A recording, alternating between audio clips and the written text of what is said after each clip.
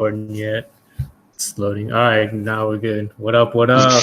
That's really this good. Is Dave. I'm from D Tier List. I'm the channel owner. I'm here with my homie Windham. Yes, sir. Yes, sir. We're gonna rank some '90s rap albums right now. We're putting Illmatic in the trash can where it belongs. And that's how we're starting this. Just kidding. Did you catch the Jeezy and Guap? The verses? The verses? Oh, yeah. Man. Gucci came out dissing already. You're like, damn, this is just for that, bro. He took the first 5 rounds easy. Yeah, easily, bro. Yeah, but I mean, Jeezy got slappers, but Gucci knows how to diss. Is what I'll say. Jeezy got slappers, but I don't think they've aged gracefully.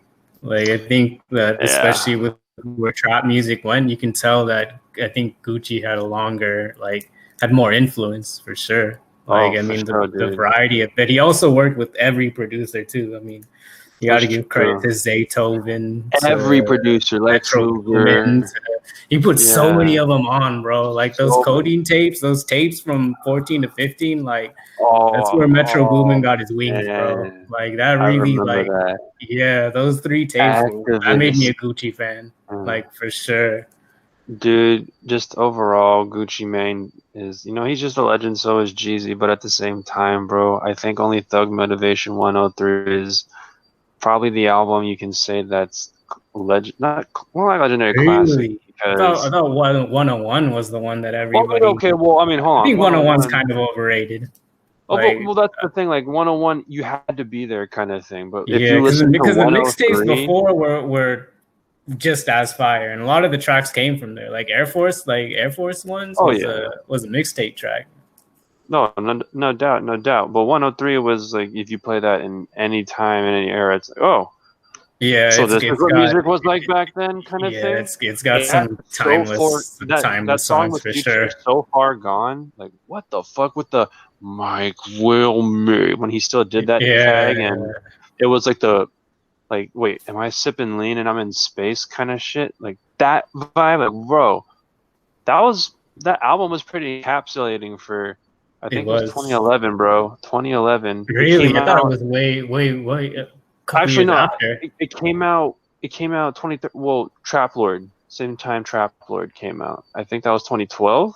No, 2013, bro. I was 2013. I thought it was 2015, to be honest, because I remember the 3 Stacks verse on there. The 3 Stacks feature was a pretty crazy song. Like, and also because Freddie Gibbs was on 103.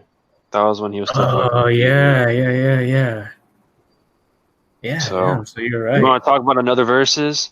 Them two. Anyway, that's another topic. The only other verses I saw was Premier and RZA.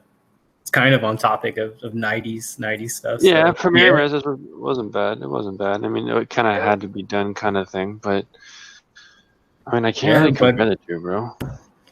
Yeah, but let's talk some 90s rap then, since that's why we're here.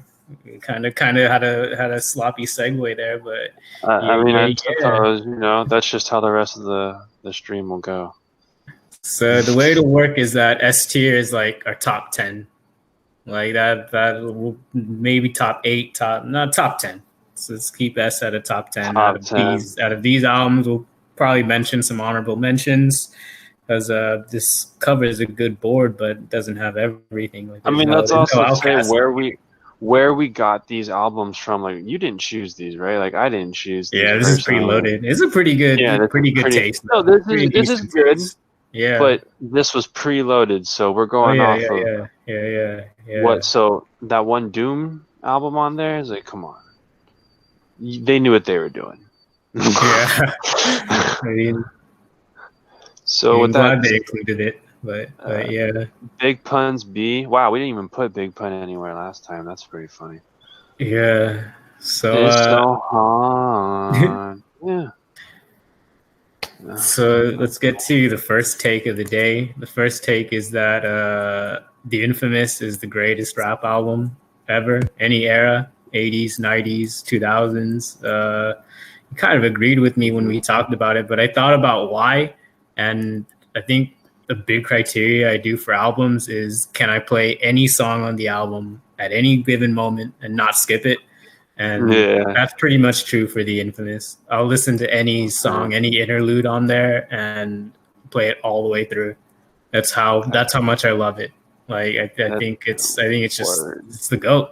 I don't think it gets the recognition it deserves. Word. No, I would have to agree. I was listening to that album again the other day, man. Yeah, dude. My so for a few of the albums, just thought we should mention like our standouts. And for me, it's Drink the Pain Away. Are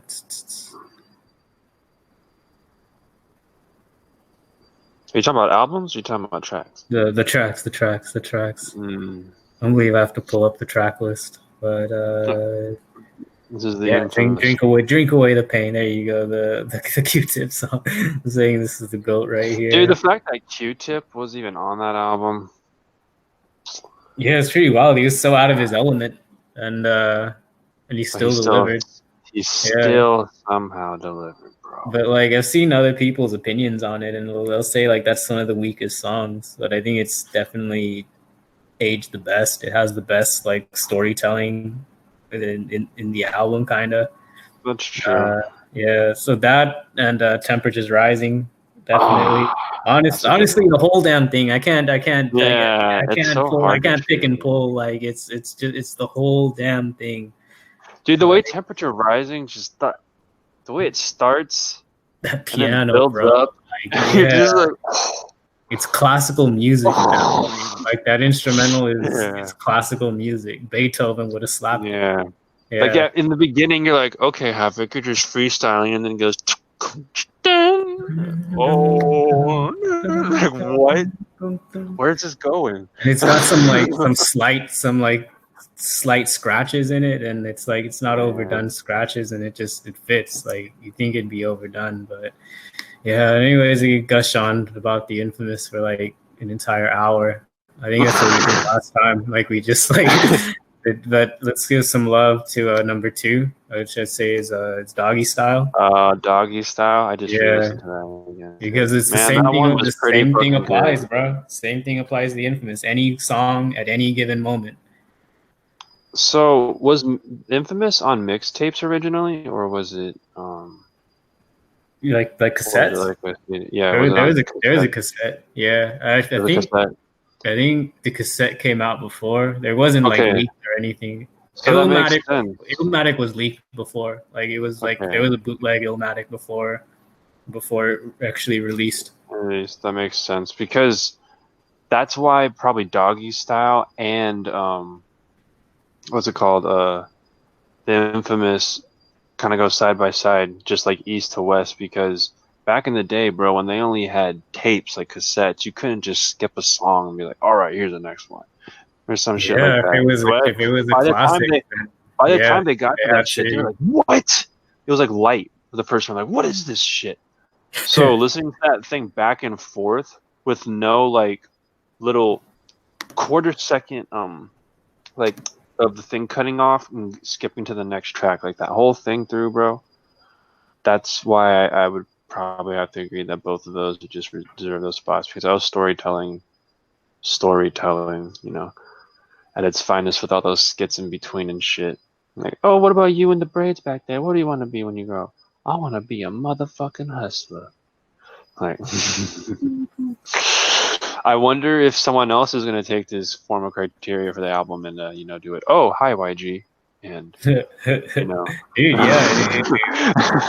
it ended up being the criteria for like albums to come. But we'll get into the Chronic later, because another album that has that criteria is for damn sure. I Was Ready to Die. I think Ready to Die was the first album with the criteria that it had, that Biggie. Actually, no, it wasn't the first one. Scarface did it first, but Biggie told the story of like coming up and then blasting himself at the end of the album, because that was the whole theme, like, and then the last song was like so dark compared to the rest of the album. Like it has so much like depth. Like it has the commercial songs and the the real boom bap songs. And I'd actually say like a lot of people know Big Papa. I would say Big Papa is like the weakest song on the album. And for real, that's saying a lot. That means that shit was fire. Like if the most recognized, most commercial song was the worst song, then yeah, it did something crazy. I didn't mention the top song from Doggy Style, but for me, it's La Di Da Di. Yeah. Dude, I was gonna say that. Yeah, La Di Da Di. Yeah, yeah. The way he flipped it was just so good. Dude, yeah, no, that's a good one. I would have to say that one. I think there was another one, but no, that one was like when I first heard it, I was like, oh, that's the one I always go back to. I'm gonna play this louder. It just stands out. Yeah. But anyways, Biggie's got like there's so much on here, dude. Like there's honestly, quite literally a lot. It's like one of the hardest intro songs. I think it's the hardest intro song out of these three. Things Done Changed. Yeah. And then it just like cuts into like a ridiculous sample. Like I don't know if it's a George Clinton sample or like I'm pretty sure it's a Parliament sample, but it just like it's crazy. It flip rapped on its head. So Things Done What's Changed. The album after that? Life After Death, bro. Oh, the album after it is Gangstar. But that's gonna go towards the back though. I mean, we're just filling in spots. Yeah, so Illmatic is not in trash tier. You know, sorry to disappoint you guys, but it's definitely like the top 5. Yeah. Like, I mean, we talked about it last time that like it might lack that like that singular like song that layman rap fans know, but if you hear it live, like you mentioned one time for your mind, like hearing that shit live was like crazy. Like I think everyone, people that didn't even listen to Illmatic or like only knew Nas by name, like went nuts just because like the energy that song has is like pretty crazy. Sure. Yeah, and that's exactly why I like that song and that album in general. Like if you're not really knowing one song, it's like it's very so New York albums are very encapsulating because I learned that if you listen to that shit on a subway, it hits a lot different, you know. So you're like, oh, you just sit to listen to Wu-Tang and all of a sudden you feel like you're the shit or something. Like, yeah, dude, you feel rough, rugged, and raw. So speaking of Wu-Tang, I want to put that at number 5. Because the format of like such a deep like posse album, mob album was like, I don't think it was done perfectly until Wu-Tang. Because I think NWA was like 5 heads. I mean, technically like 3 or 4. Like Ice Cube did most of the heavy lifting, like for the first album for sure. And then they got the other homies on the second one. But Wu-Tang is like such an even effort that just impressive to this day. They all brought something to the table. Yeah, they all brought something to the table. And to me, this is like a rap album with like a 60s vibe. Like those like classic Rolling Stone and like Beatles albums that people praise. I think Wu-Tang fits that same kind of pedigree, like for what it was. It's like a time capsule. Like that kind of music can't be made to that like quality again. Like it's just like, it's just like a snapshot. I don't know if the song's on there, but The Abduction. Yeah, bro. Oh yeah. It's like not almost every member's on there, but damn near, bro. Hella people going in on track, and there's like no chorus or nothing. And that's also why I like Wu-Tang, man. They don't really need a chorus unless they're trying to make like a radio hit or something. They can all just go in and kill it.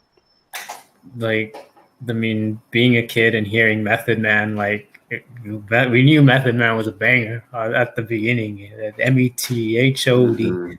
Like Cow. I think Tears was my favorite song, the favorite beat.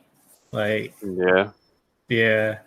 But interesting thing is that mentioned it last time we talked to my homie coworker grew up on the East Coast, and he said that him growing up, Method Man was the biggest rapper.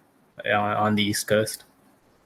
Like more popular than Nas, more popular than Jay-Z. Like Jay-Z became popular like after Blueprint. Like that was when Jay-Z kind of took the mantle. But before that, it was Method Man, and even a bit after, like Method Man still got like tons of love. Like the sales might not have shown it, but the amount of love was he said was like in the air.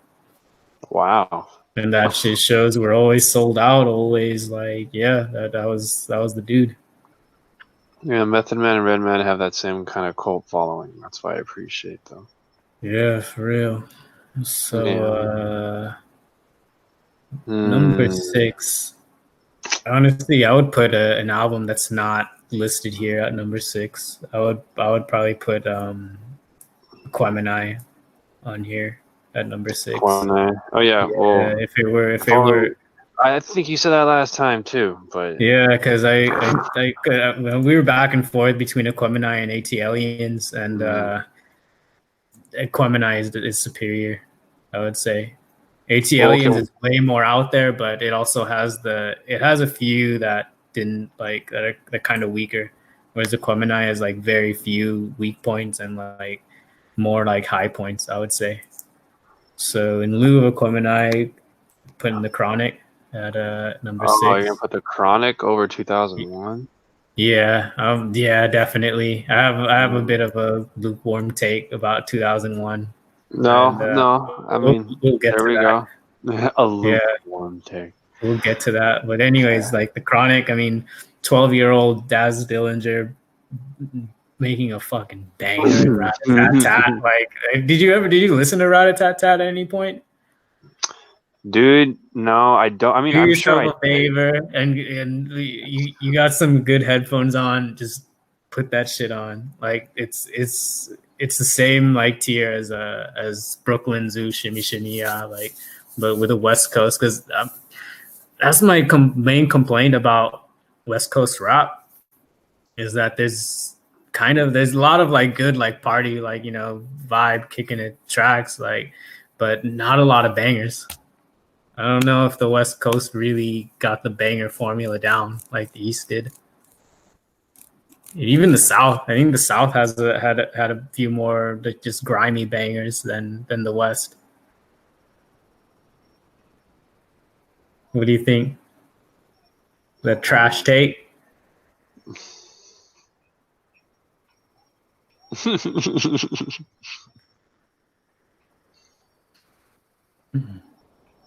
All right. One man's trash is another man's trash. Dude, just.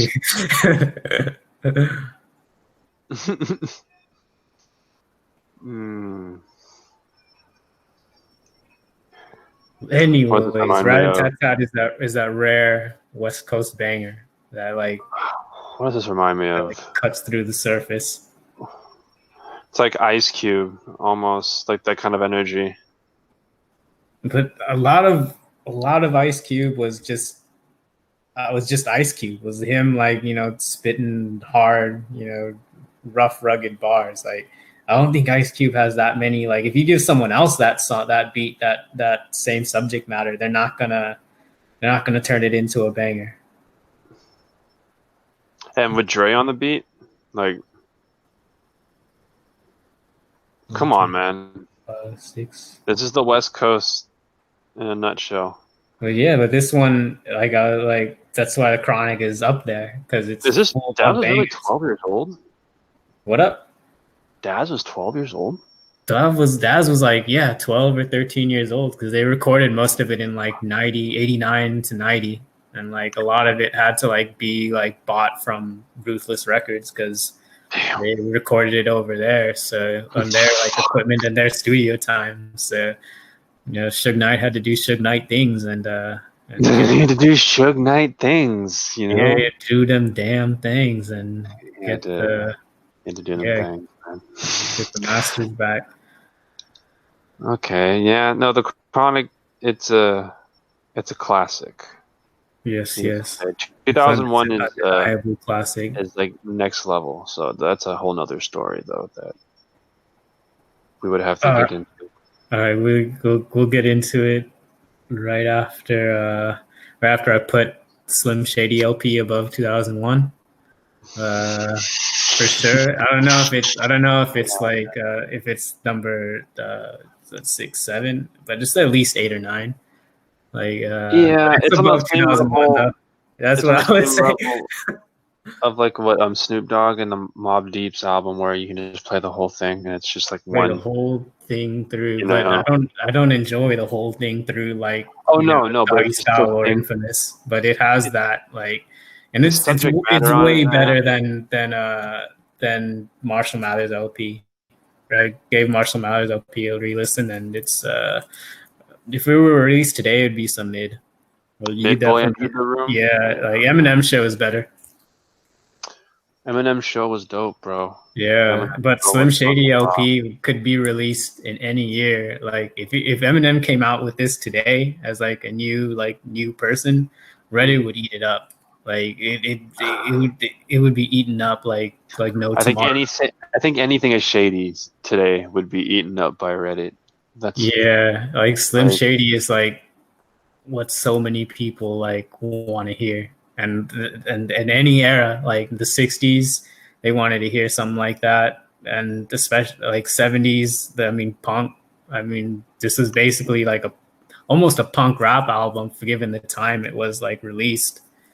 Like people were rapping like people were trying to rap like Biggie or like Tupac, and then Eminem came out, sounding like him, like different. Like I mean, there was still like dudes like Kool Keith and Doom around the time, but that wasn't the norm. Like and yes, and Shady was even different than those. So that's why, like, since we're still on the topic of Shady, dude, like before I forget, because I've been a really big fan of him, listening from Infinite until, that's the album with Still Don't Give a Fuck. Or, I mean, just Don't Give a Fuck, right? And that made it to Slim Shady LP, which is like a good story in itself. Like, his demo had. So it was just really weird to hear Infinite. I don't know if you've listened to that, but that was, dude, it's like, if you play that for anybody at any time era, like even back then to now, you're kind of like thrown off, like, okay. Like, oh, I'm not even kidding. It's one of those musics where it's like, oh, this white boy can spit. I'm not even playing, bro. Like, it's dope. But he can spit. No, dude, if you've heard Infinite, it is mind-blowingly different than this album, which is why I'm saying, because there's proof, like early proof on Infinite, like being the MC or something, because he has like those little skits. Dude, it's a great album. It's a great album. You should listen to it if you haven't, because it's like purely hip hop. And then this album comes out, and you're kind of like, bro, what happened? No, I'm not even kidding, bro. Like Dr. Dre happened, bro. You got in the studio and like fine-tuned a few things and said, "No, you're selling by the shoulders and go, million copies, boy. You know what? You need to talk about something different." Or like, what do you mean something different? Like it's like Slim Shady when I have those dope rhymes, yo, to, I'm gonna fucking talk about bitches and just fuck my life.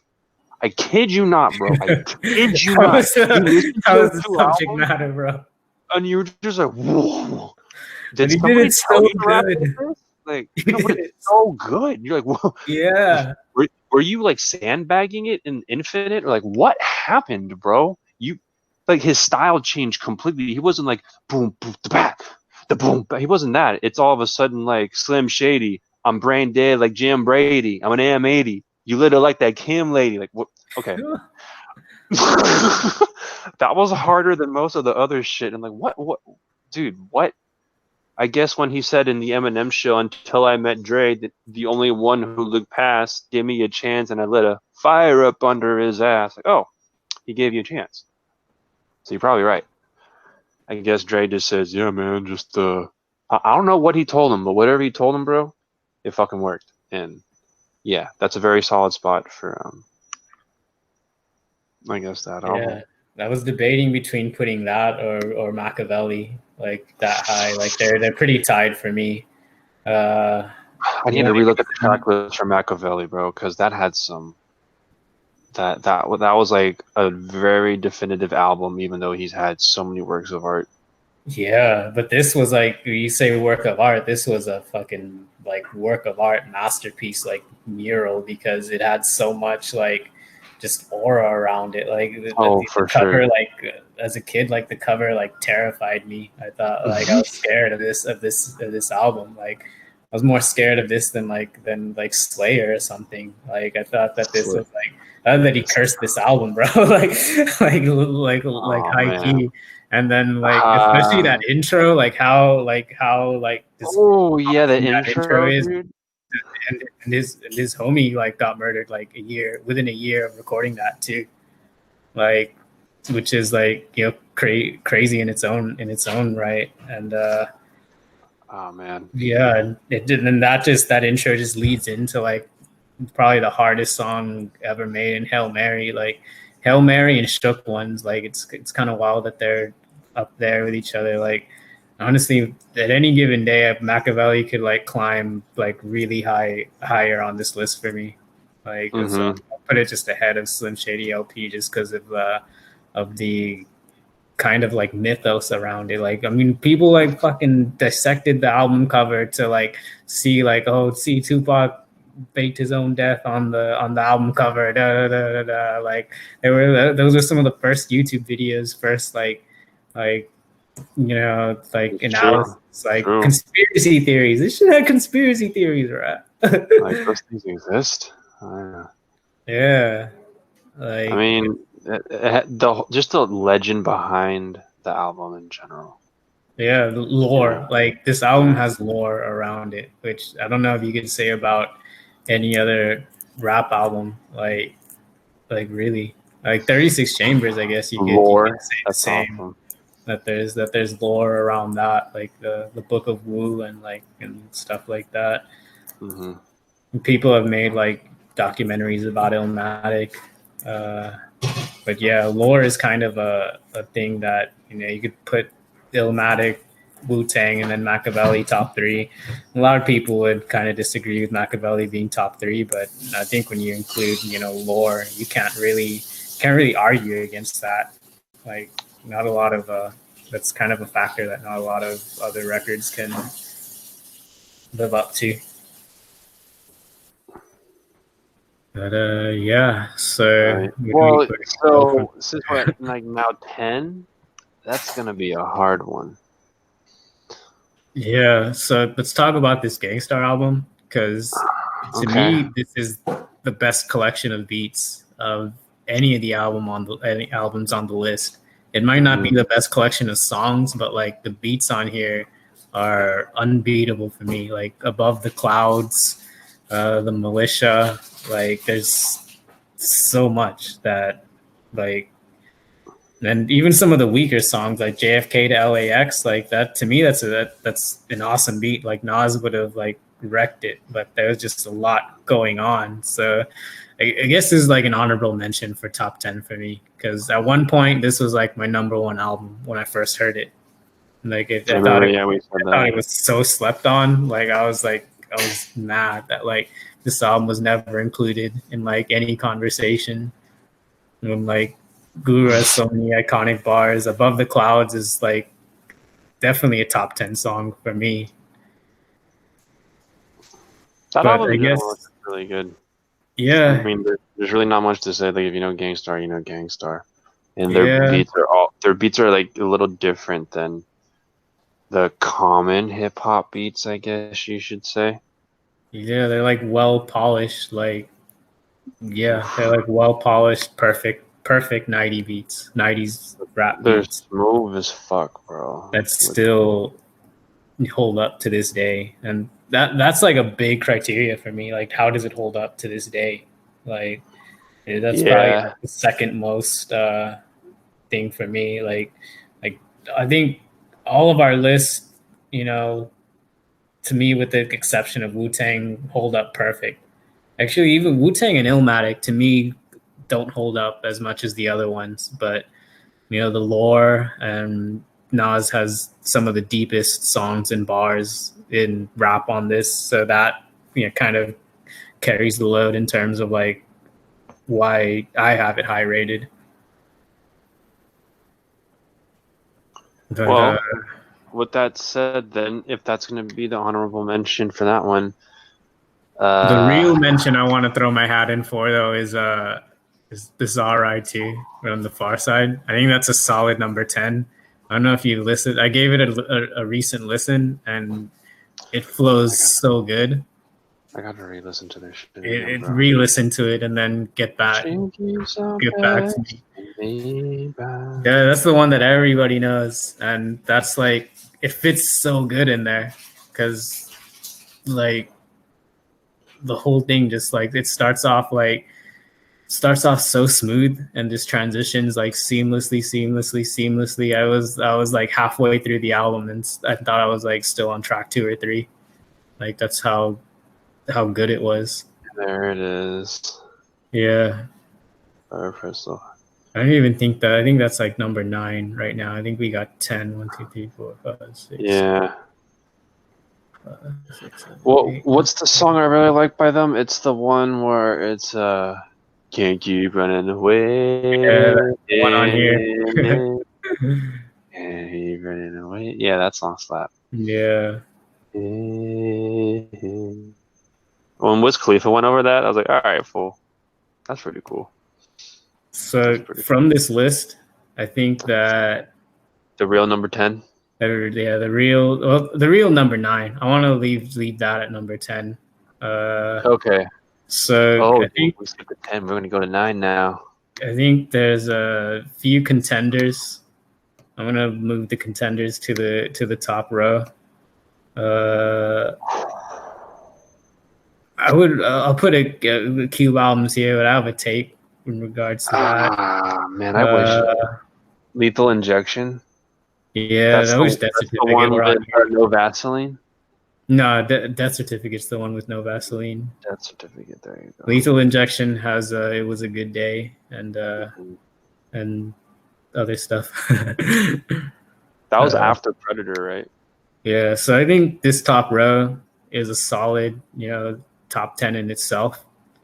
And but we got to pick one album from here to include on this list.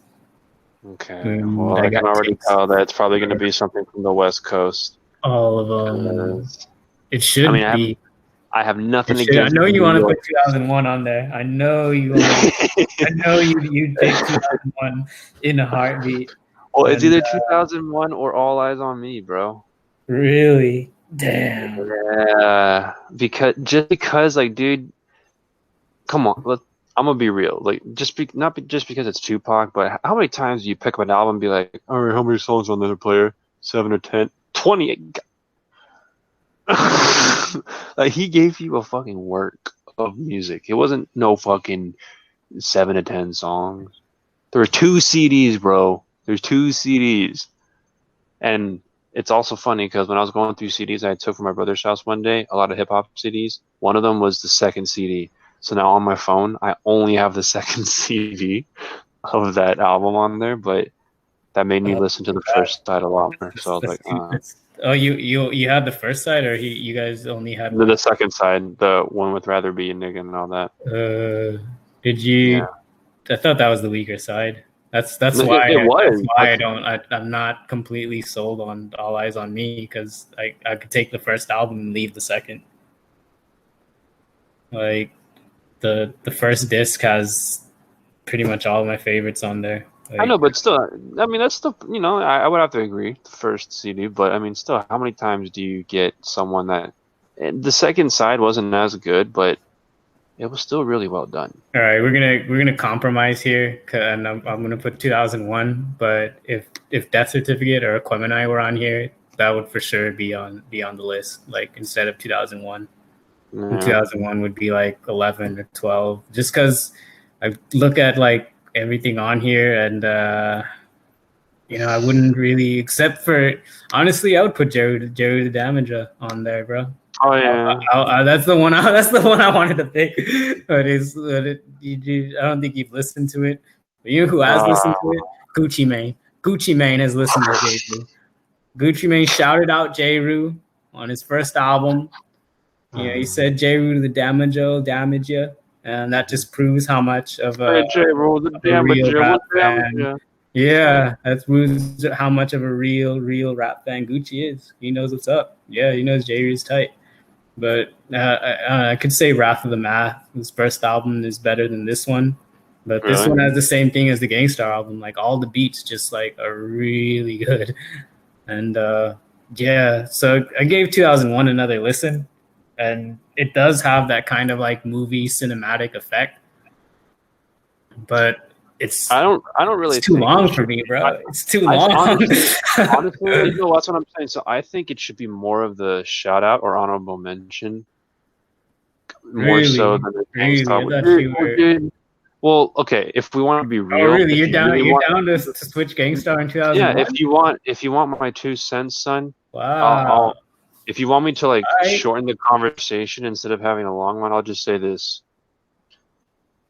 Who wrote Dr. Dre's verse on Still DRE, son? Okay. That's the reason why I'm going to say that it doesn't deserve a spot, but it's made too much money and noise to not shout it out, right? And honestly, it's such an iconic CD.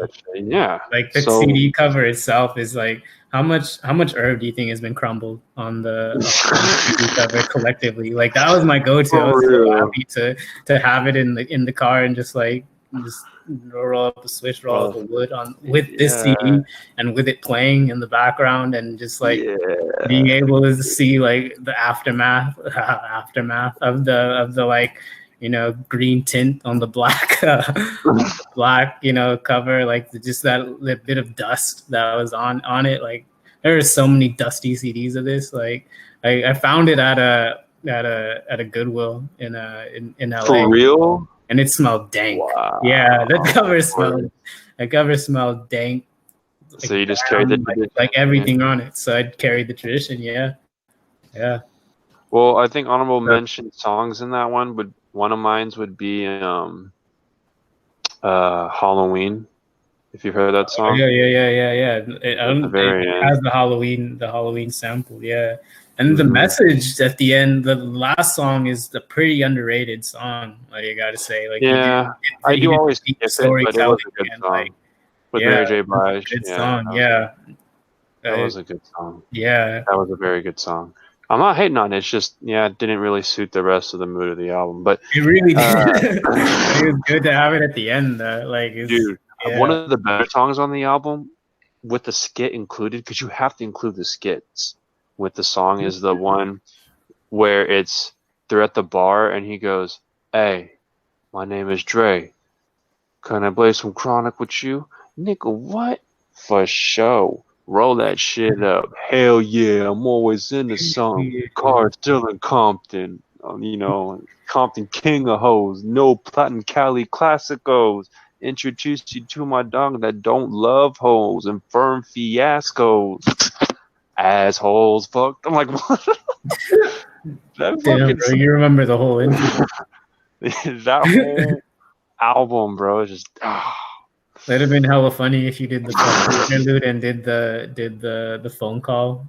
Oh yeah. Yeah. I thought you were gonna do that one. I was so ready. I was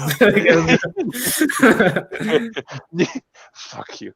but that even reminds me like of the meme with the girl and the whale. That sounds like the like I think that's an old meme, but like I was like, damn, that song that could have been the intro to Fuck You, and it would have been hella sick. It was, I mean, the Fuck You intro is like still really good, like, but remember the Pause for Porno skit? Why the fuck was that even on there, bro? The same reason like Biggie had like the clapping cheeks at the Biggie had the clapping cheeks twice on the album, bro. He had it at the beginning and in the middle. That was funny though. I was like, oh, I get it. I get it. You ever listen to Lil Kim's first album? Lil Kim's first album has the hardcore. Oh, hardcore, yeah. Dude, hella funny intro. One of the funniest intros in all I of don't rap remember the music. intro. I Like have to listen to that shit it's again. like a dude. So like the theme of it is like someone's buying like a an X-rated movie ticket, and it's her movie that's playing hardcore, a little kid in hardcore, and so he starts like just jerking it in the theater, and like that's the intro. Wow. Yeah. Wow. Yeah. Of all things to have. Yeah, that's the intro. Hey, please tell me you remember a song called "All That I Need" by Daz. Oh god, I don't remember, bro. Look that up on Was it on YouTube. dog food? "All That I Need" by Daz. Dude, I'm telling you, this song slap. I remember this song in like middle school, and when you hear who produced it, you'd be like, Yeah, I can't even find it on Apple Music, so it's gotta be "All I Need." All I Need, huh? It's all that I need to put you to rest. Two slugs right dead in your chest. It's all that I need. All that I need. Dude, I'm telling you, me and my older brother Nick used to always play this shit like out loud. All that I know is that My System by Daz Dillinger slaps super hard. Like that has some bass on it. That's one of the most like bass heavy songs like out there. In my system. A system killer, yeah. My System. It was made to blow out speakers. But my shit could handle it. But my shit couldn't handle it. Yeah. I guess I gotta play it in the car then, huh? Yeah. All right, so let's get to the still classic, but like not top 10 albums. Yeah, I think this will be easier. The ones that just missed the cut. So for me, All Eyes on Me just misses the cut because I think the second disc is way weaker, like significantly weaker. I think Life After Death, it's the better overall, but All Eyes on Me has the more like iconic, repeatable tracks. Like Life After Death has like maybe 3 songs. That's saying some criminal shit right there. that I like, that I'm like could listen to at any moment. That's a good, yeah.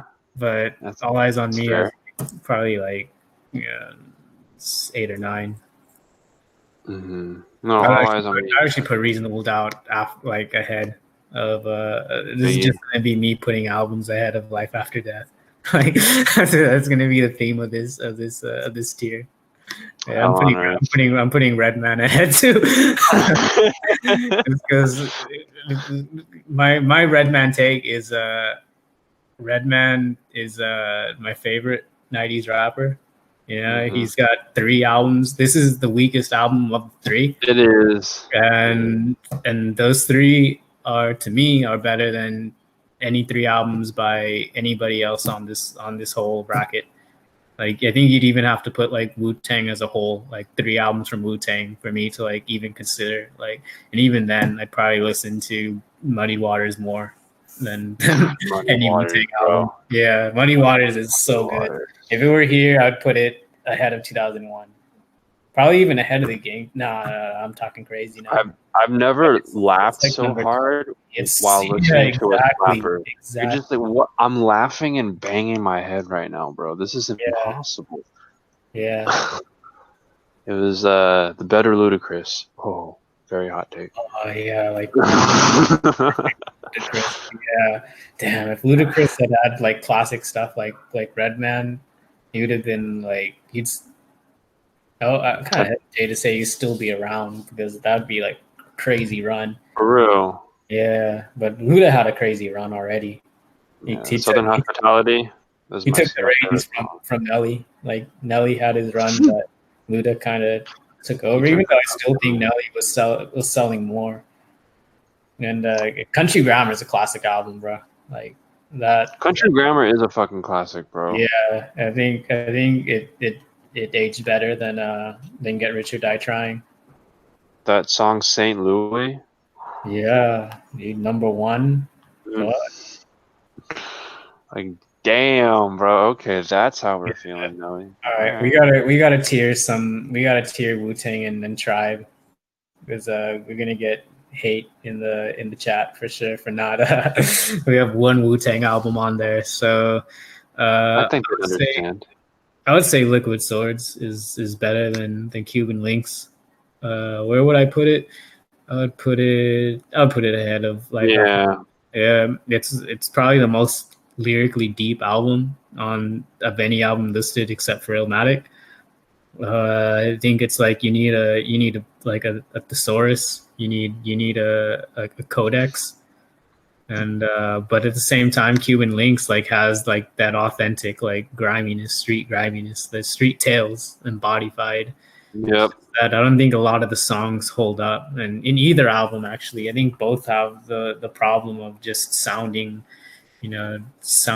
dated. Like if you're gonna show like someone that barely listens to rap anything from this album, it'd be hard to get them to like it. I feel, and that's not bending my taste or anything, but I'm just saying like the barrier to access and to enjoy it is pretty high for a lot of Wu-Tang stuff, I gotta say.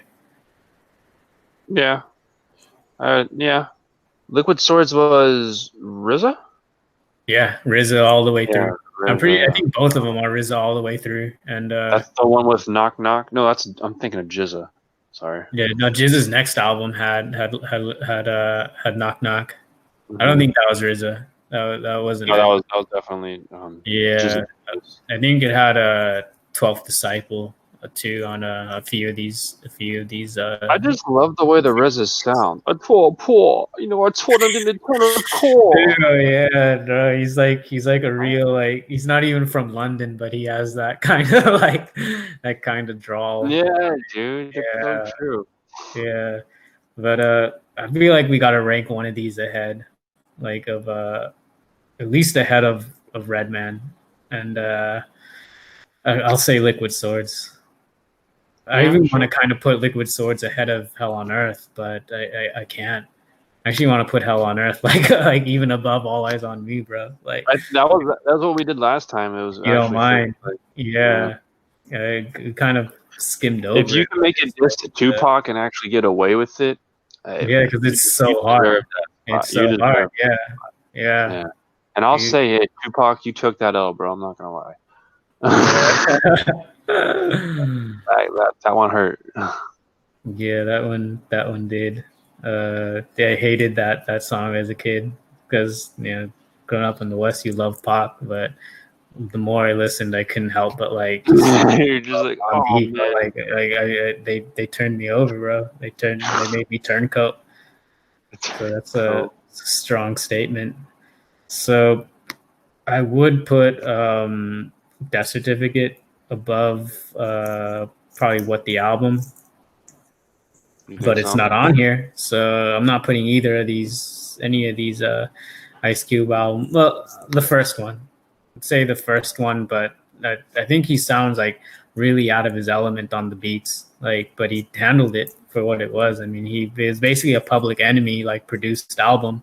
It is actually they use the same producers, but I don't know. To me, it doesn't hit the same. I think I don't know if I would be in my top 10 West Coast albums. I was telling you last time that Ice-T's OG is probably my favorite West Coast album. Like if you gave it a listen, like I mean, it's not a difficult listen. Like I think it does everything that the Chronic did with just Ice-T. Like none of the help, none of the extra help.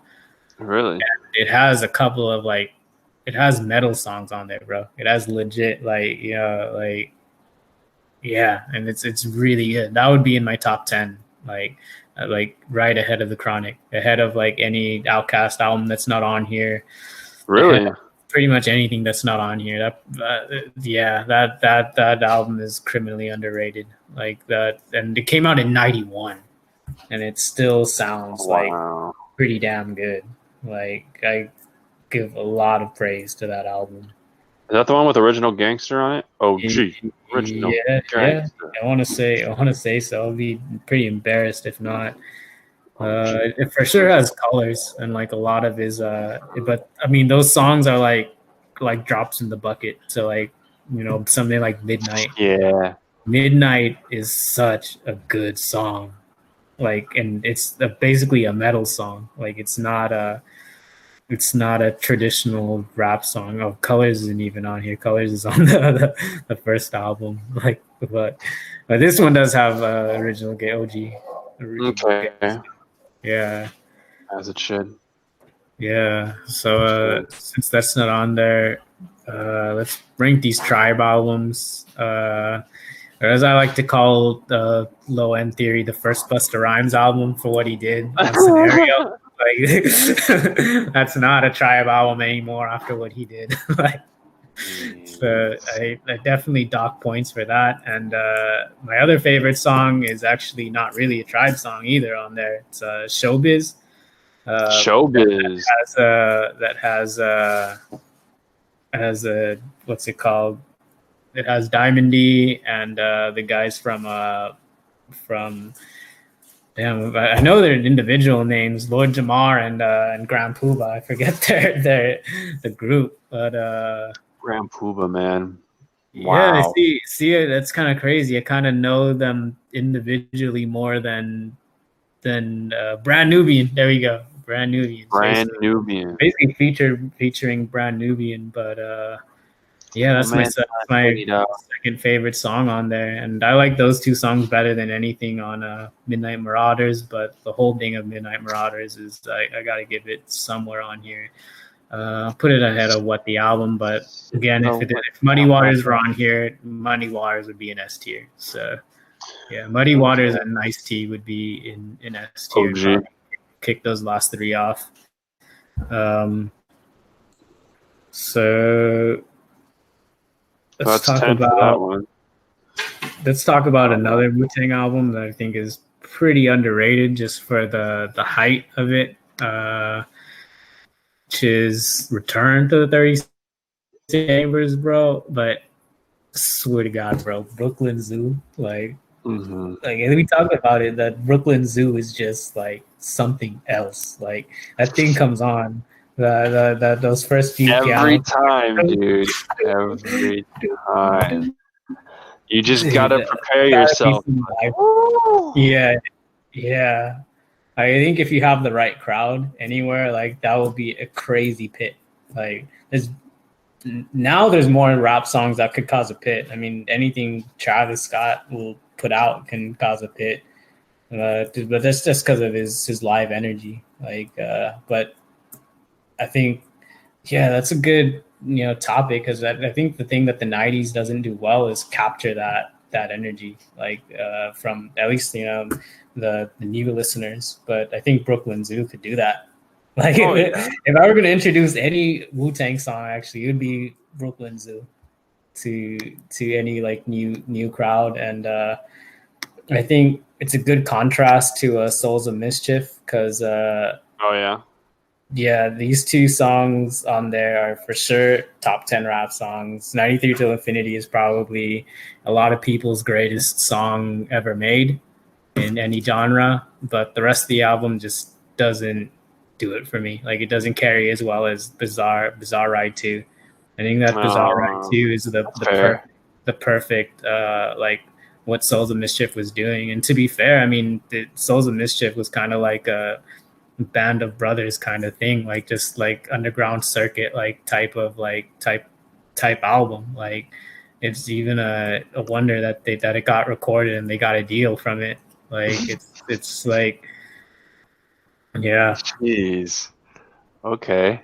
Especially in the year that it was made. And like I think it's like it's kind of crazy, like the fight to like be a rapper on the West Coast, and especially the Bay Area compared to LA.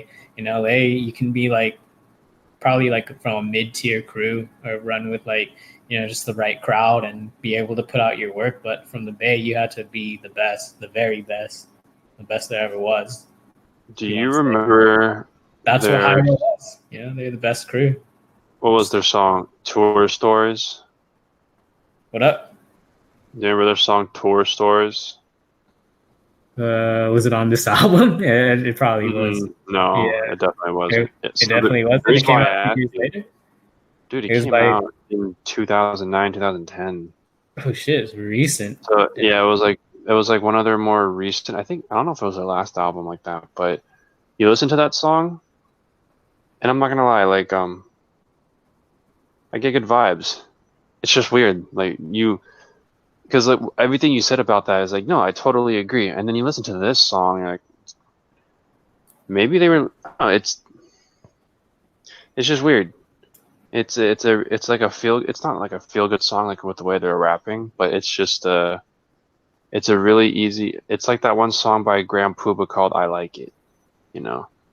It's you listen to something like that, you're like, oh wow, this just or something like that. It's a good take. Yeah. So, anyways, that's Souls of Mischief. That's 11. I gotta give them and Hyro more spin because I listen to more Murs and Ninth Wonder stuff because I don't know, I like Murs a lot. Like I like Zion I. A lot of Zion I was honestly I like Dell a lot more than anybody on there though. Actually, like that first Dell album, I like that the most out of any like Hyro adjacent album, and for sure better than any Murs album. But that first Dell, the one with jaw gymnastics. I don't think so. Actually, it wasn't even the first Dell album. It was the first Dell and Dan the Automaker album. It was the Dell 3000. Oh, the 3000. Yeah, the 3000 album. That I think set up a lot of like stuff for the future, and like I think that gave like MF Doom a lot of ideas. That gave Cool Keith a lot of stuff to run with. I think that really kind of changed the landscape of the game, sort of say. So where do we put Doom on here? Because I think Doom deserves to be. Okay, well, since. But yeah. You'd rather put food on here, huh? I was thinking. Or Mad Villainy. Just I get it though, but this album. Mad Villainy was way after. That's a whole different bracket. Oh no, yeah, but it was still like underground kind of thing. That's why I think this one's good, is because it is the underground. Because Doom, this or Mad Villainy is like the GOAT underground album, and Doom is the GOAT underground rapper. So, I was probably gonna say put it at the very end of S tier, just because like it's underground, so technically it's there, but it's not there. It's the underground representative, because technically anything here is not really underground. You consider them underground because Mischief underground. Fuck yeah! Them especially. Yeah, I would definitely consider them. Yeah, dude, even some of Wu-Tang stuff is under Big L. Like a lot of people who listen to hip hop probably don't even know who AZ is. Yeah.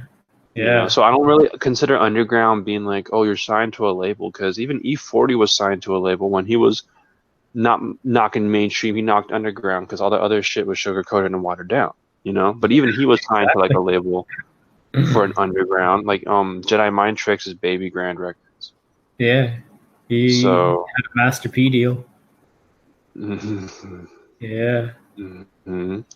Did Jedi Mind Tricks have an album from the 90s? I feel like if they do, dude, most of their music was from the 90s, right? Like recorded in the 90s, but they released it later because of label issues and shit. Yeah, I think so. Yeah, because a lot of the songs we listened to that we know by them is I looked into. It was wow, you guys like 97. Yeah, I feel like Animal Rap was recorded in the 90s. I mean, Koji Rap on there, bro. Good enough. Yeah, and it sounds good enough to put out in the 2000s. And they were rapping more about like the the Muslim side of rap, so that had to have been the 90s because that's when I mean, I think that's when actually you could not get away, but that's when it was more prominent. Like Ice Cube came out of prison, a Muslim, you know. So it aged pretty damn good. Like Jedi Mind definitely grew on me. It's the counter rap to anyone's argument, like, oh, no one's really like a lyricist and actually means anything, and not only that, but it sings. It's like, oh, you should listen to this black man named Vinny Paz. Yeah. Yeah. And they will learn. They will learn. So another group that a lot of people like from well, at least from where I went to high school was Atmosphere. And wow. Yeah. I think it's funny because now I think Atmosphere is very overrated. Underrated. I take that completely back. They were like at the time for sure they're overrated to me at least. But now I feel like all that was warranted. Like they were ahead of their shit, like for sure. And where rap is today, like Atmosphere would be like huge stars right now. Like they'd be doing it. I mean, I don't want to say they gave like the lane for like somebody like Macklemore to like be like in rap, but somebody better could have taken that spot, and it should have been Ant, man. Like, but Ant was already like on the back end of their career when Life Gives You Lemons came out, and that's when they were really getting their due. But yeah, that's a classic album right there. That is in my top 10 for the 2000s. Yeah, the song "The Arrival" was fucking dope. Like it was a slapper, dude. That was a weird time because when Atmosphere and all them were coming out, there was people like I like to call this kind of music like Tony Hawk rap because that's where the kind of artists did. But like, what's that guy? Aesop Rock, and you know, all literally, you know what I'm talking about? Like though, it's like Rhyme Sayers Entertainment, Brother Ali, and all this shit. It's like what? Funny enough, I don't know if you've seen this video. That was its own genre of rap right there. Brother Ali was backstage, and he invites Aesop Rock backstage because he was touring with ASAP Rocky. He goes, ASAP Rocky meet Aesop Rock, and everyone's like, "That's a real story." Dude, there's a video. There's video of that. Yeah, look at it, and you're like, oh, that's actually pretty funny for its time. That's hilarious. Oh my god. And there's actually some people commenting like, I don't get it. Why is there like video of this thing happening? Like, you don't get it? Like, okay. Well, anyways, yeah. The biggest joke was Brother Ali being the main act there. Oh, they met at Rock the Bells. They met at Rock the Bells. It was dude, it was funny as fuck. You're just like, oh, wow. Two completely different rap artists are like, oh, I think I've heard of you, you know? Wow. And Rocky looks legitimately psyched. Like, I wonder if he really knows. Yeah, that's awesome, dude. I think he does know. He had to, dude. He at least heard rumblings. I mean, he probably wouldn't know who Sage Francis is, but. Hey, I bet you he doesn't know who Space Ghost Perp is. Anyways, that's a different story. Yeah. I ain't getting into that shit no more. So, of the albums listed here, I want to put Do or Die or DMX on the list. If it were Dark and Hell is Hot, DMX would argue. Why this album, Money? Like, why they have to choose that? I don't think. I think it's a little bit overrated. I think like it was but it dropped in the same year. So I mean, a lot of people say that it's the best two albums in 1 year. Showing up until Uzi this year, and yeah. So I'll put AZ on there. There you go. I'll put him ahead of Q because this one has like 6 or 7 songs that to me like will get played any day. Give Me Yours. Give Me Yours, bro. Sugar Hill is like a really good, like, commercial showing from AZ. I think Sugar Hill is pretty much as good as any song on It Was Written. And it was bro. sliding down for some reason, but it's still really, like, put it ahead of Souls of Mischief. I won't put it ahead of Brooklyn Zoo. Brooklyn Zoo by itself is like, it's like a gateway for me. Like Brooklyn Zoo is better than a lot of albums. I'll listen to Brooklyn Zoo 10 or 11 times before a lot of the other stuff on any of these albums behind it. Okay. Yeah, Brooklyn Zoo 10 times is probably like my third or fourth favorite rap album. So I'll put that out there. I'm gonna get my charger. Hold on, let me. For sure. Yeah, I think we're gonna run through the rest of this pretty quick. We got A tier is stacking up. So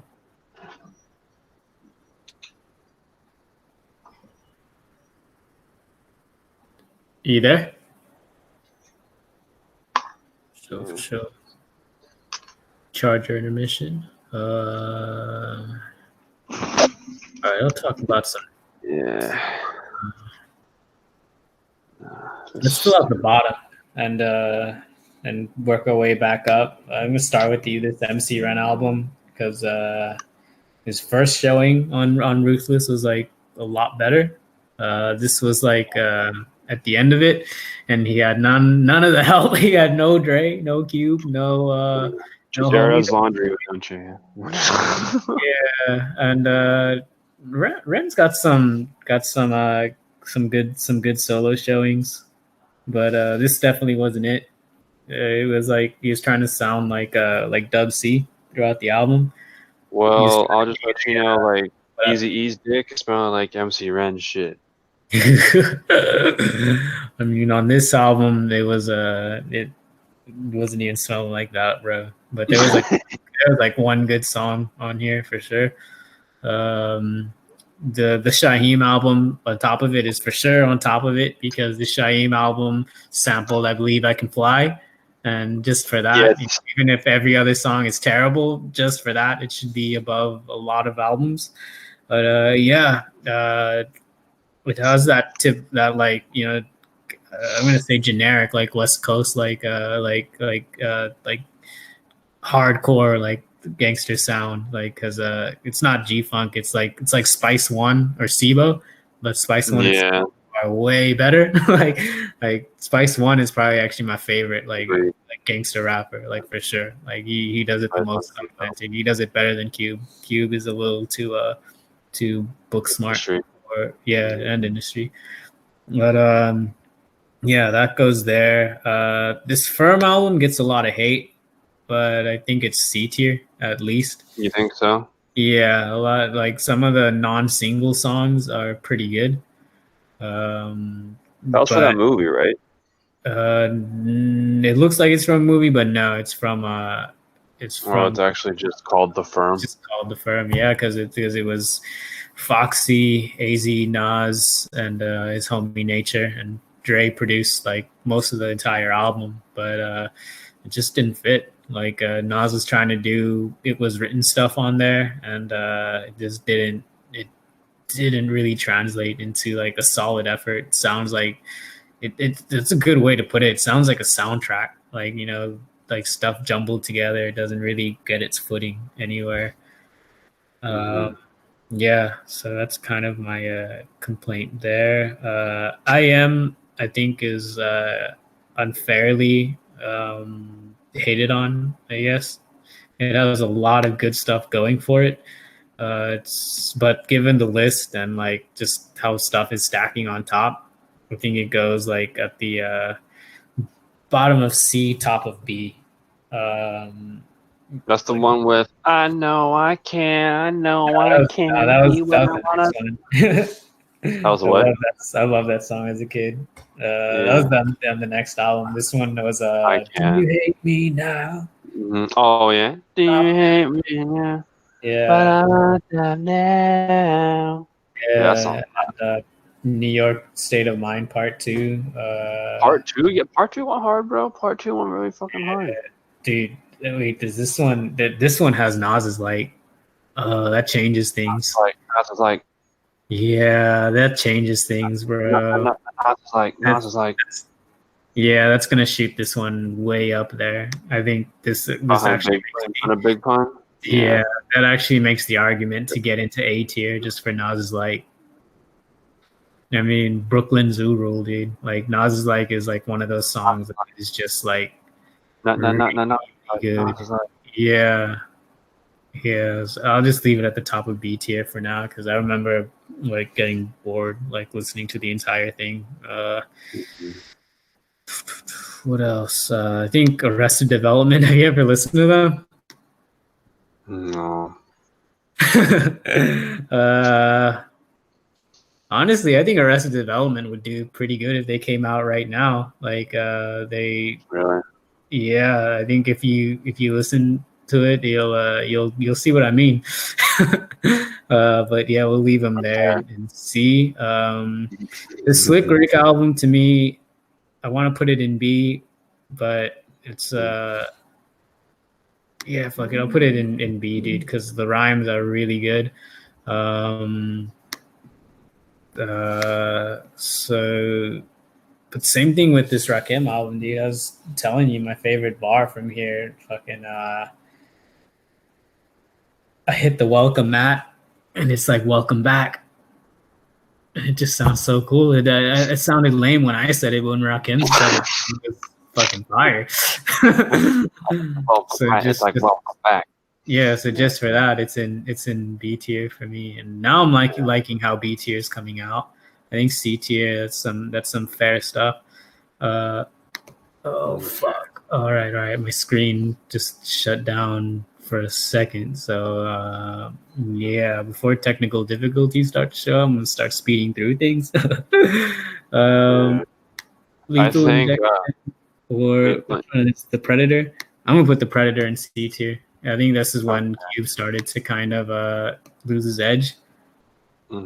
Lethal Injection though can be the end of B tier. End of B.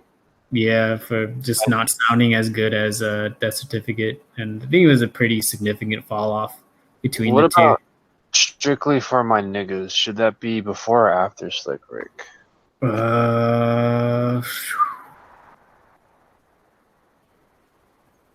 Assuming it deserves the B spot, you know. I'm putting it before Slick Rick, but Me Against the World is an A tier album. Like I think I'm crazy. I've thought that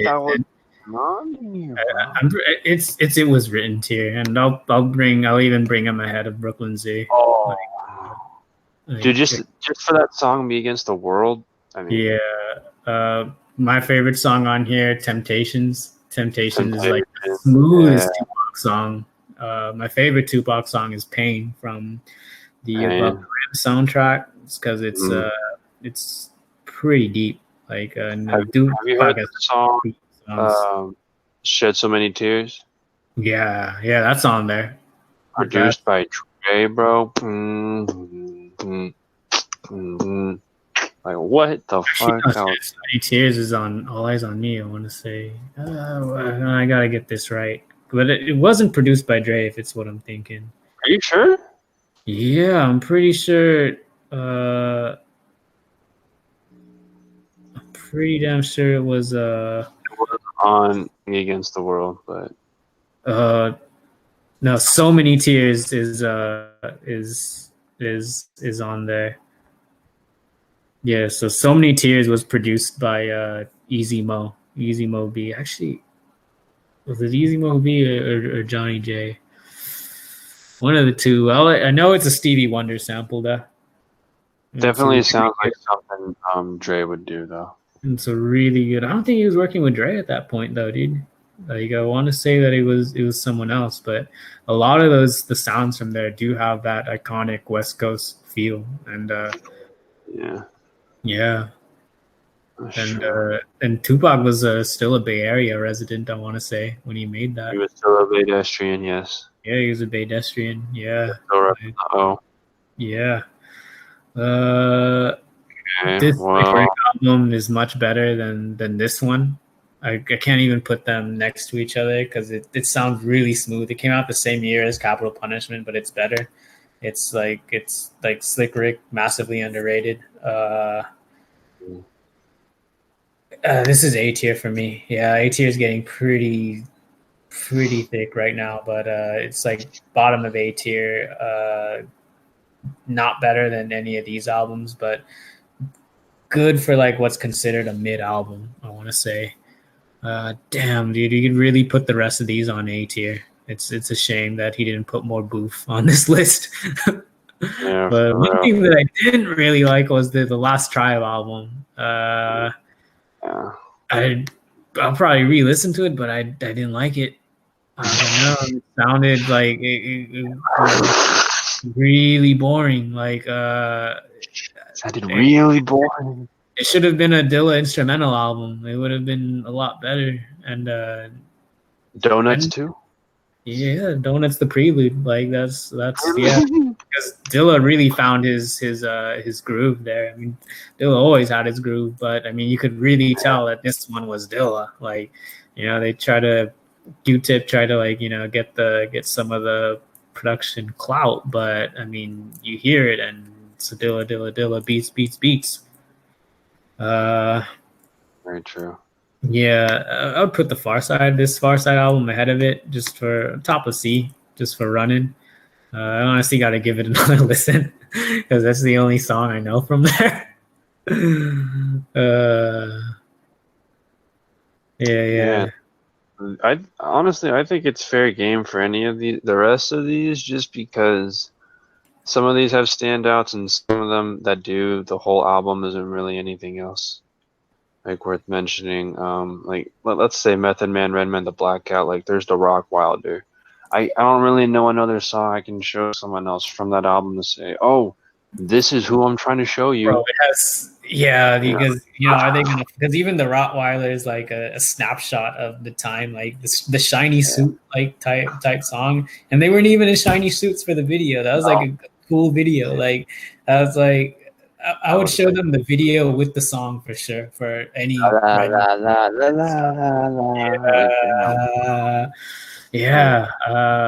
I put that top of C because you're right. Listening to the thing the whole way through is harder now than it was first discovering it.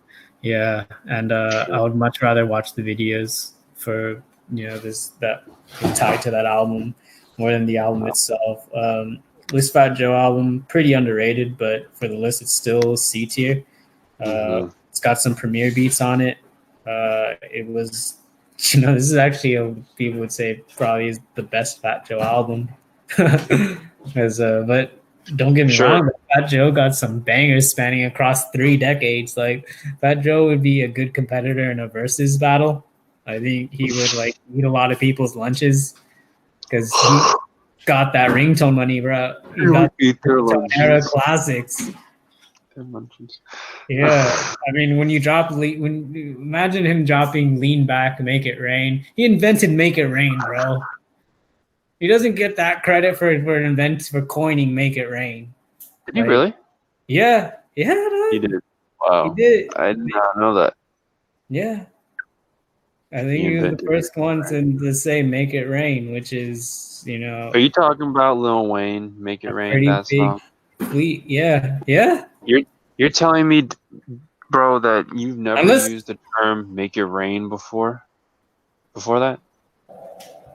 Yeah, that's a hot take. But that's all I'm saying. Like, I swear, bro, I have used that term ironically before, way before that. I'm sure. There's no fucking way. Make It Rain came out like 05, 06. I don't think so. I think it's like Bling Bling. No.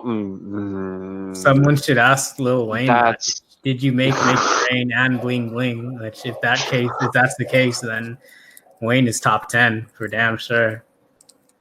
Pinky Ring calls about Fitty Bling Bling. Oh my god, dude, that song holds up. That song definitely holds up. But all right, this Tribe album is at least B tier. Yeah, this Busta Rhymes album is at least B tier. For Scenario. Yeah, that's true. Like a Dungeon Dragon. I mean, he made the template for Nicki Minaj to like rap like that and like that be like her most fire sounding songs. And yeah, Busta is a legend. I wish The Coming was on here because The Coming would be A tier for me.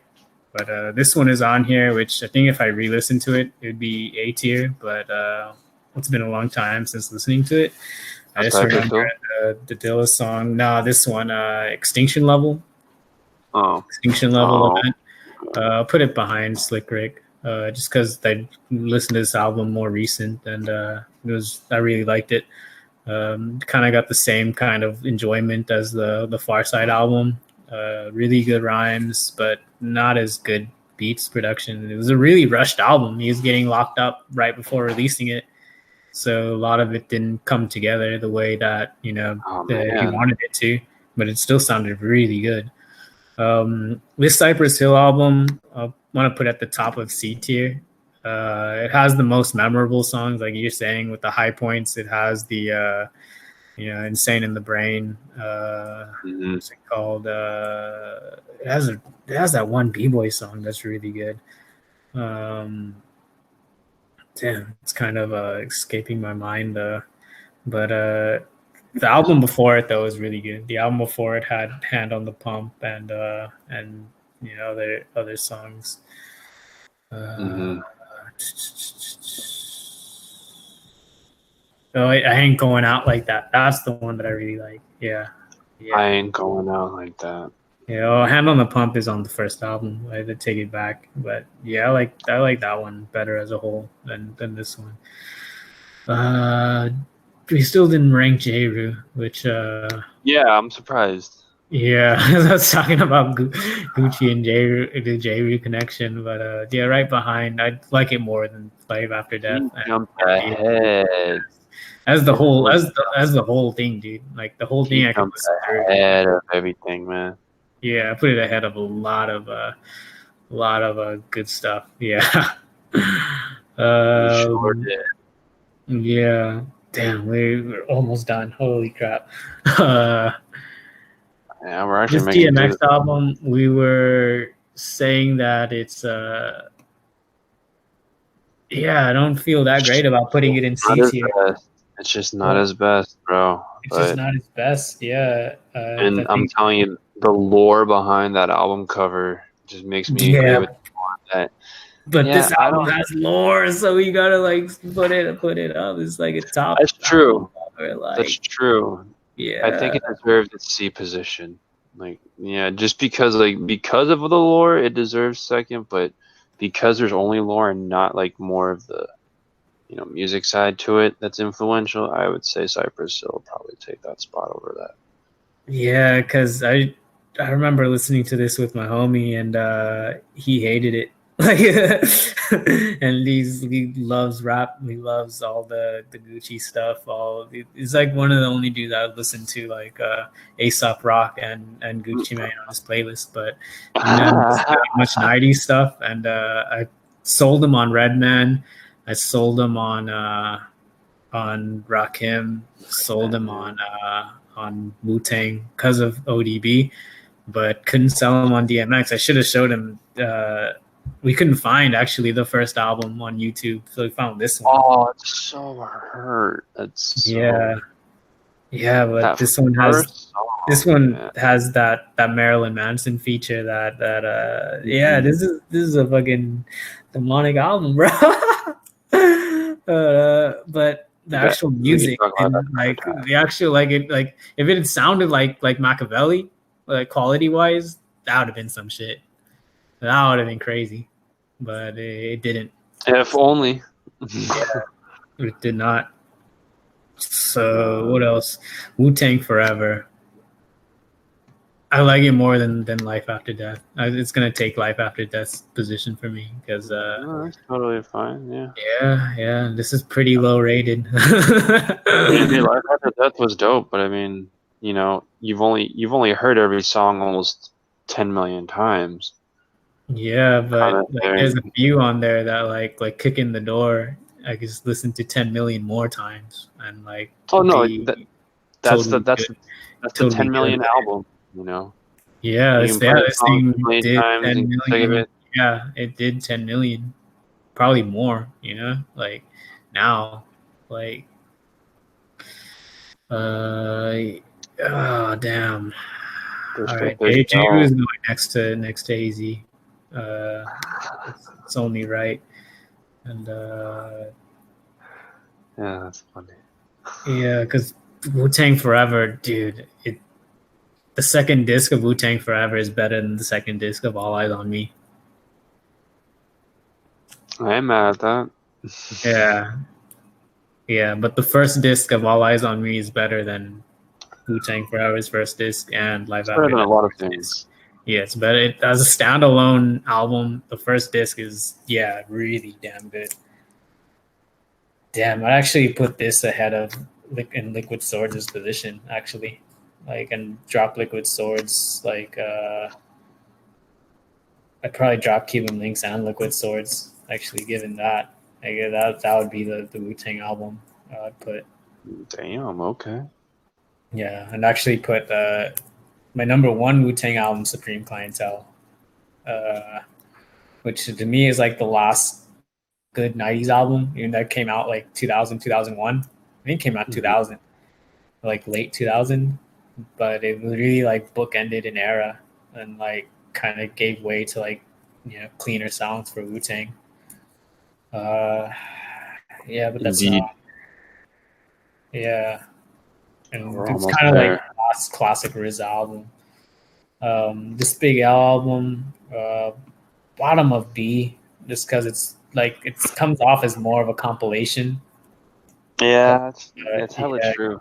Because there was label drama with making the album, but it has some iconic songs. Like the start of this album, like the first few songs are heavy hitters. Like they're classic songs. Like it has MVP.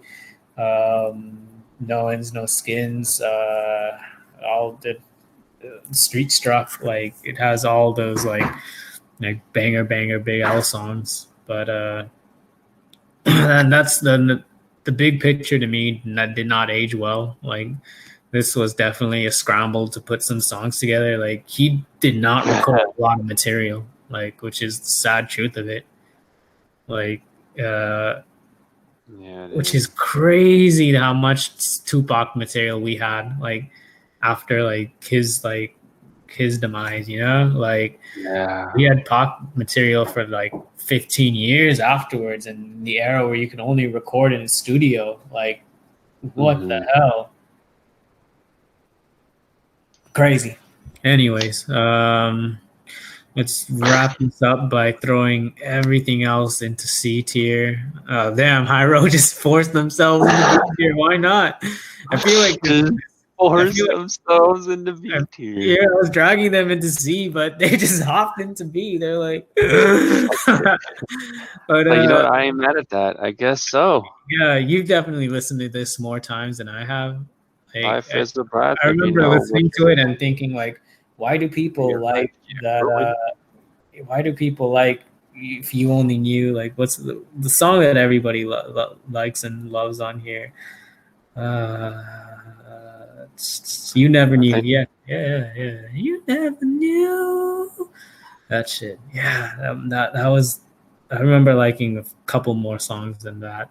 Like more. Like I thought, why is this song so popular? Like at the helm.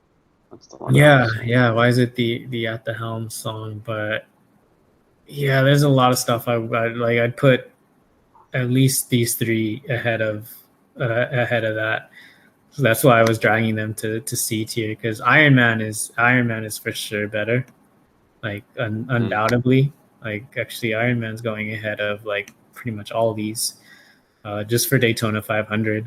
Like yeah, that's like Brooklyn Zoo status. Like I feel like you could do a live rendition of that, like on a guitar and all that shit, and like bring the fucking house down. Like it's a really good song. This Gangstar album has a lot of good stuff on it, but it's not as. And some people would say it's better than Moment of Truth, and they'd say the album before this was better than both of those. But Moment of Truth to me, I mean, the title of it alone, the title track, like how many times has that been used in like in like montages, like in videos, like like it's and it could still be used right now and like still kind of apply, like. And yeah, this Easy album has some hilarious moments on it. It has some great songs, bro. Yeah, nobody move, nobody get hurt. Like that song is freaking hysterical, bro. Easy does not get credit as a comedic rapper. Like he's like the West Coast Redman, but he didn't drop enough like classic material to me to like on his own. Like on his own, he didn't have the classic material to like really like stand out. Like even a lot of people would say this is, and I think this is an '80s album too. Like let me double check, but 88, bro. Wow, that puts it in perspective. 88. This is really good for 88. Wow. For 88, this has like, I mean, Boys in the Hood came out like much before, but whoa, yeah, all right, that brings it ahead of Capital Punishment for me, and probably like all these. I'd probably put Iron Man ahead. I'm good with that. Yeah. Yeah, low end. Yeah, it's criminal to put Low End Theory that low. That should really be at the top of B, but it's not going ahead of Nas's Light. So yeah. You think Busta's album deserves the recognition? Okay. Yeah. I think Scenario deserves the recognition. If Nas's Light is that high, Scenario should be that high. But the one with Electric Relaxation? No, the Electric Relaxation one is up here. Okay. Yeah. There we go. I get those two albums. Relaxation is on. I know there's really that to them. Not saying like they're really both just as good, but I bump Midnight Marauders a lot more. Oh, for sure. Yeah, as a whole, I took like I listened to both of them. Like I had both CDs, and I took Low End Theory out of the deck to have Midnight Marauders on there, like more consistently. Like wow. Yeah, for sure. So the head to head, that's why there's such a gap. Smith and Wesson, The Shining, Boot Camp Click had a lot of good early '90s albums, bro. Black Moon, that Enter the Stage is really good. That is an A tier album, and if we had like every '90s album on here, A would be a lot more filled up than it is. And we'd have to like probably bring Doomsday down. Well, no, Doomsday's got to stay as the underground representative. Yeah, for real. Yeah, but yeah, otherwise it's C tier. That's because they were better albums. I got to give it a re-listen. To be honest, it's been a long time. So yeah, he's still passing, right? Yeah, and Regulate. Where should we put Regulate? What's your take on Regulate?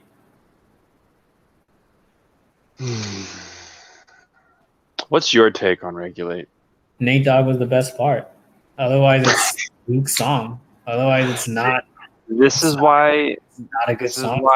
This is why I asked. Yeah, because if you're looking at it with Nate Dogg's part, like it's a great song, but otherwise, it's pretty. I like that it was such a big song, though. Don't get me wrong. I like that it has that timeless recognition that Warren G really had a fucking hit in the 90s. Yeah, I think it deserves to be like right before DMX or something. Right before. Right before. It's actually like pretty fitting to have these two next to each other because Insane in the Brain and Regulate are okay. Yeah. Those are two like timeless songs. but this album is better. Like the Cypress Hill one is a better overall thing. The Warren G album, I remember being mid, but yeah, I have a bit of I have my taste. I said that the second disc on All Eyes on Me is not that great, so yeah, of course I'm gonna say Warren G's. It is. It's like, all right, and we are done. That is a pretty decent snapshot. Like, yeah. Again, the Shaim album would be D tier, but it's sampled "I Believe I Can Fly" and has that on there. So yeah, check that out. Yeah, dude, this was fun. Yeah, we'll do this again on Twitch if I get that figured out. I think it'd be interesting to do this live again and just have different takes, have more thorough takes. What do you think? So what I think is we should just grade them one by one, and then we can go over like one or two things about why it is. But I think the time we should have more thorough discussions is when it's like, all right, when we're like, why is it like this one? You know what I'm saying? Not like we're button heads, but we're both like okay, yeah. This one. It's funny because we did butt heads more this time around. Yeah, but for the most part, dude, we're like on the same page. Like we got very agreeable taste. We're very like that's why we're homies. That's why we're doing this. Yeah, dude. I mean, sometimes we're button heads. It's just like those albums that deserve like you need to talk about. Because I'm not gonna lie, not every album on here deserves to be thoroughly talked about. Like if you were to show someone like J. Rue the Ruler, they would be like, "What?" But you just be like, "Bro, listen." It's a Damager, bro. Gucci Mane would get it right. Gucci Mane would be mad that you dissed on his homie J. Rue the Damager. Well, dude, J. Rue the Ruler, Slick Rick the Damager. How about that? So it's just like, that's a perfect example. One of those two people, right? Mm-hmm. You would have to say, bro, you would need to listen to them. You can't have to sell it. Like I can't just show you one of their commercial songs and be like, huh? And J. Rue has no commercial songs. Yeah. J. Rue is like the most obscure 90s artist. Like you would have to listen to J. Rue the Damages. Like you would just need to listen because it's like a feeling. That's why I only know J. Rue because I listened to every single song DJ Premier's produced, and that's how I came across J. Rue. Like I literally went across like every like Wikipedia page and found every song DJ Premier produced. Like I could definitely do like a 2-hour, like I could do a DJ Premier tier list easy and have like probably 100 songs easy. And shout out to DJ Premier though, man. Yeah, dude, the real GOAT. The real GOAT. I also think like what are we gonna use the alias like we were talking about? I still haven't figured that out. Yeah. So give me some time on that. And till then, yeah. Till next time, y'all. Yeah, recording